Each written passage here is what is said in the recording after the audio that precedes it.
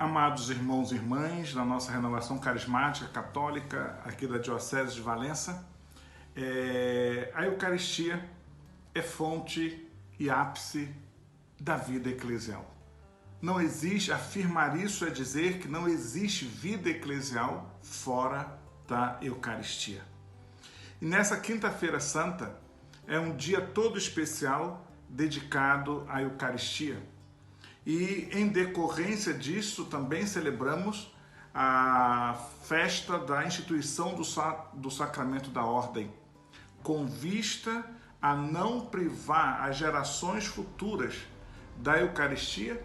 Jesus, na sua arquitetura e sabedoria divina, institui o sacramento do sacerdócio.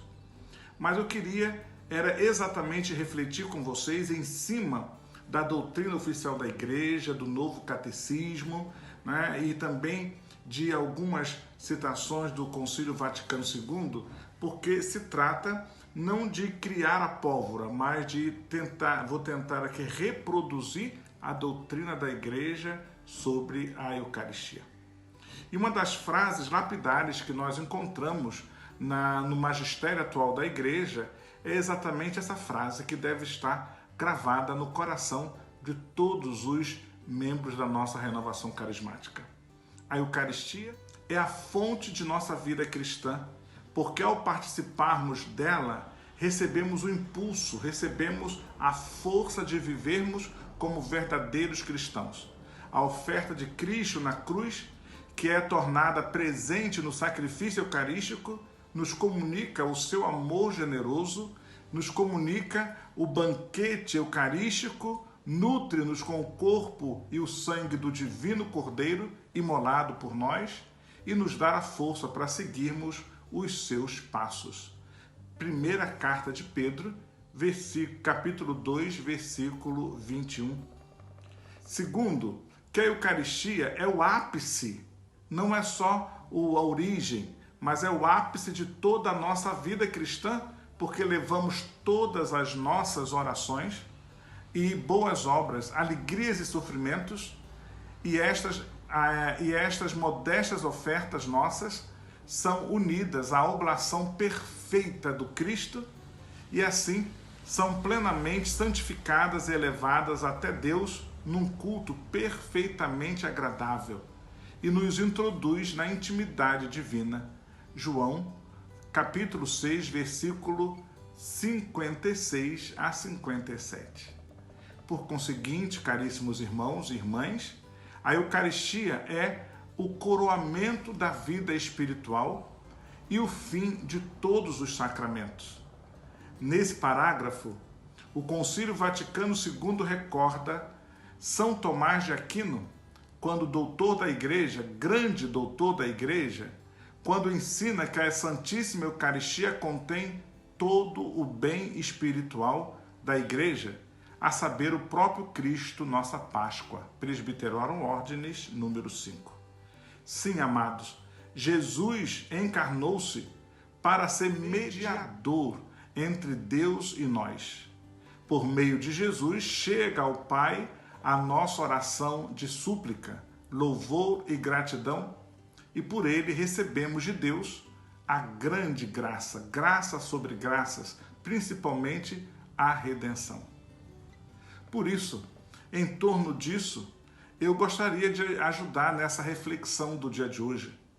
Você, caríssimo amigo, você, caríssimo membro da RCC Católica da Diocese de Valença, você tem colocado a Eucaristia no lugar central de sua vida? Participando da celebração eucarística em sua comunidade, recebendo o corpo de Cristo com maior frequência possível? Toda a nossa vida de igreja, toda a nossa vida de grupo de oração, toda a nossa espiritualidade, se orienta para a Eucaristia. E é dela que tiramos forças para construir a unidade, alimentando o testemunho pessoal, a partilha dos bens, a entrega da nossa vida.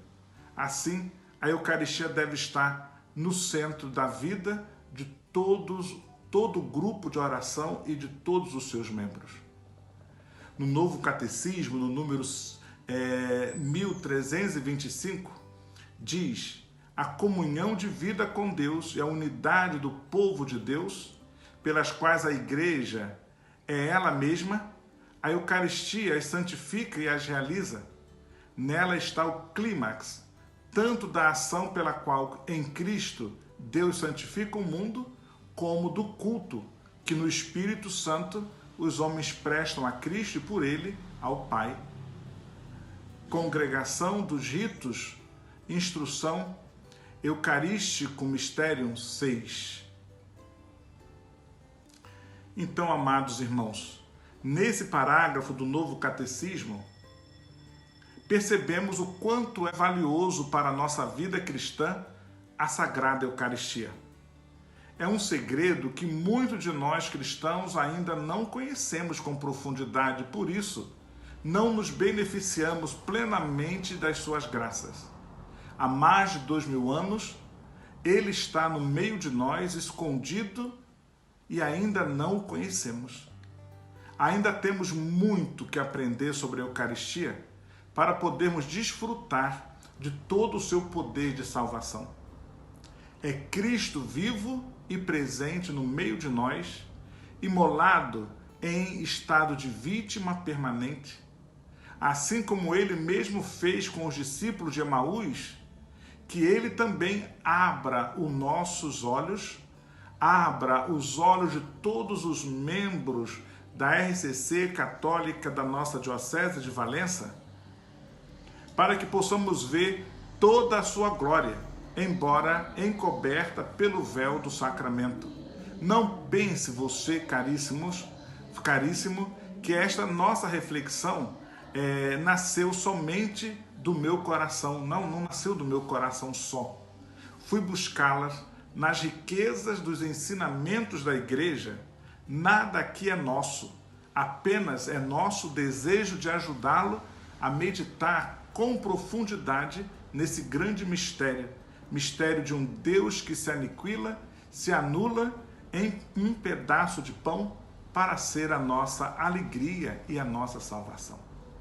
No mais o número do Novo Catecismo, 1326, diz: finalmente, pela celebração eucarística, já nos unimos à liturgia do céu e antecipamos a vida eterna, quando Deus será tudo em todos. 1 Coríntios 15, 28. Amados, percebam que a vida de comunhão já começou para nós aqui na terra. O céu já se faz presente aqui em nosso coração, de diferentes maneiras, mas ela não estará completa até que venham os novos céus e a nova terra. Como Jesus Cristo mesmo nos prometeu, a Eucaristia, portanto, é um gozo antecipado e uma promessa desse novo céu e dessa nova terra, onde a vida em comunhão não terá fim. No livro do Apocalipse, o grito que conclui as Escrituras é: Amém. Vem, Senhor Jesus. Apocalipse 22, 20. A Eucaristia nos orienta em comunhão uns com os outros para o futuro, não como uma ameaça, mas como um convite, no mundo onde a preocupação principal, muitas das vezes, é o presente. A Eucaristia nos convida a abrir os nossos corações com a esperança para o futuro que Deus nos promete. Ao celebrar a Eucaristia, nós antecipamos esse novo futuro pelas palavras e pelos atos, de forma que a nossa comunhão futura, já inserida no presente, para que possamos já saborear e viver aquilo que nos tornaremos. No Novo Catecismo, número 1327, diz: em sua palavra, a Eucaristia é o resumo e a suma de toda a nossa fé. Nossa maneira de pensar concorda com a Eucaristia, e a Eucaristia, por sua vez, confirma nossa maneira de pensar. Santo Irineu. O Papa Bento XVI, na exortação apostólica Sacramentum Caritatis, número 6, diz que quando exclama o mistério da fé, logo a seguir as palavras da consagração, o sacerdote proclama o mistério celebrado e manifesta o seu prazer intenso diante da conversão substancial do pão e do vinho no corpo e no sangue de nosso Senhor Jesus Cristo. Realidade esta que ultrapassa toda a compreensão humana. A Eucaristia é, por excelência, o mistério da fé. Como diz o Santo Padre, Mysterium Fidei. É o resumo, ela é a suma de nossa fé. Conforme está escrito aqui no Catecismo, a fé da Igreja é essencialmente fé eucarística. Alimenta-se de modo particular na mesa da Eucaristia. A fé e os sacramentos são dois aspectos complementares da vida da Igreja. Suscitada pelo anúncio da Palavra de Deus, a fé é alimentada e cresce no encontro com a graça do Senhor ressuscitado e se realiza nos sacramentos. É por isso que o sacramento do altar está sempre no centro da vida da Igreja. Graças à Eucaristia, a Igreja renasce sempre do novo. Quanto mais viva for a nossa fé na Eucaristia, tanto mais profunda será a nossa participação na vida da Igreja por meio de uma adesão convicta à missão que Cristo confiou aos seus discípulos. A própria história da Igreja nos testemunha que toda grande reforma está de algum modo ligada à redescoberta da fé, na presença eucarística do Senhor e no meio do seu povo. Portanto, caríssimos irmãos e irmãs, gostaria de fazer pequenas conclusões e indicações para que possamos, de fato, colocar a Eucaristia como fonte e como cume de toda a nossa vida de renovação carismática, dos nossos grupos. Primeiro lugar, da adoração, como é importante, né, a gente desenvolver esse costume de adorar o Senhor. O Senhor está lá na âmbula, ou lá no ostensório, ou lá no sacrário, e muitas das vezes você chega, você trabalha, você prega, você não faz uma visita, um cumprimento, aquele que é o teu Senhor, aquele que é a origem e a fonte do teu ministério. Que ingratidão! Seria bom que todos nós da Renovação Carismática visitasse com mais frequência o Santíssimo Sacramento, sobretudo antes das missas que participamos, estarmos sempre lá adorando e bendizendo o Senhor. E segundo, né, a guisa de conclusão, como é importante para a gente, né, ter sempre ornamentado com dignidade esse momento da presença do Senhor. Não de qualquer jeito, então nos vestir com adequação, né, não botar, não profaná-lo nas nossas vestimentas e no modo como nós vamos receber. Né? Se hoje nós temos o procedimento de comungar na mão devido, né, aos protocolos da saúde pública, temos que higienizar bastante a nossa mão, preparar a nossa mão, lavar a nossa mão do mesmo modo como lavamos o coração para poder receber o Senhor aqui na palma da nossa mão. E por fim, gostaria muito de lembrar, através do rito do lava-pés, que a Eucaristia nos configura no Cristo e no Cristo servidor. A Eucaristia nos configura no Cristo e no Cristo que é servo. E no rito do lava-pés nós percebemos ele assumindo concretamente no amor a sua condição de servo. Se tirou a sua roupa, né, de dignidade, se curvou, lavou e beijou os pés de todos com amor e com carinho. E assim deverá ser, né, o exercício do nosso ministério, com muito amor, com muito carinho, porque a Eucaristia é a expressão da caridade de Deus para conosco. E ao comungarmos, levamos essa mesma expressão para os nossos irmãos, sobretudo os mais necessitados. Queira Deus, essa minha colocação tenha nos ajudado a fazer da Eucaristia a origem e o cume de todo o agir da nossa renovação carismática. E para terminando, gostaria de lembrar apenas de uma passagem bíblica do Evangelho de Mateus, no capítulo 25, quando ele diz, com tanto carinho, né, ele diz, olha, tudo aquilo que fizeres a um desses é a mim mesmo que estás fazendo. Isso é muito importante para nós, porque muitas das vezes nós incensamos demais a Eucaristia, muitas das vezes nós louvamos demais a Eucaristia, adoramos a Eucaristia, mas quando saímos da igreja, ignoramos a Eucaristia na dor e no sofrimento dos irmãos.